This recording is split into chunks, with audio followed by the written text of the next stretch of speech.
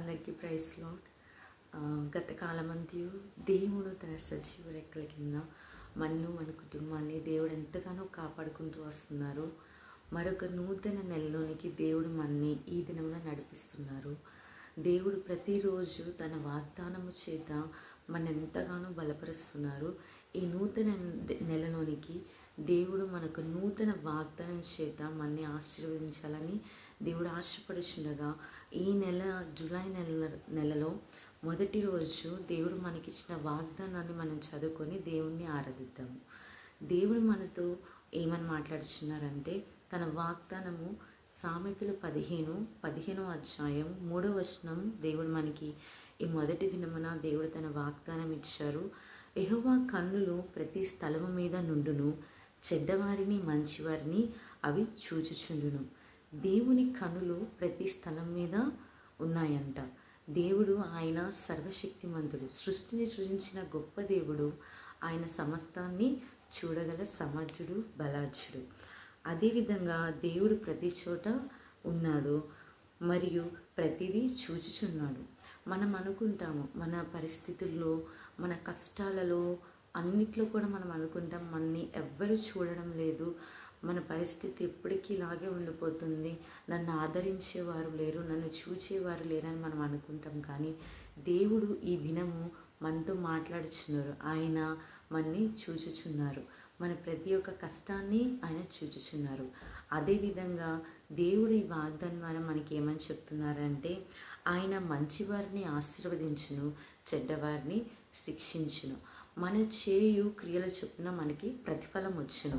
ఎప్పుడైతే మన మంచి విత్తనాలను మనం విత్తుతామో మంచి పంటని మనం కోస్తాము. చెడ్డ విత్తనాలు విత్తిన వాళ్ళు చెడు పంటని కోస్తాము. అదే రీతిగా దేవుడు మనని చూస్తున్నారు, మన క్రియల్ని చూస్తున్నారు. మనం ఎటువంటి పనులు చేస్తున్నామో, మంచి పనులు చేస్తున్నామా, చెడ్డ పనులు చేస్తున్నామా. మనం చెడు విత్తనాలు విత్తి మంచి పంటని ఆశిస్తే అదని మన దగ్గరికి రాదు.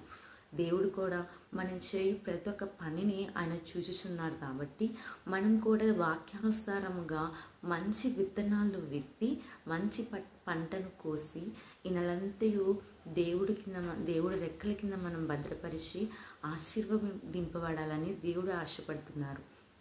అదే రీతిగా మనము కూడా దేవుడు కోరుకున్నట్లుగా మంచి విత్తనాలను విత్తి వాక్యానుసారముగా ఈ నెలంతయు దేవుని మనం ఆరాధిస్తూ స్తుతిద్దాము.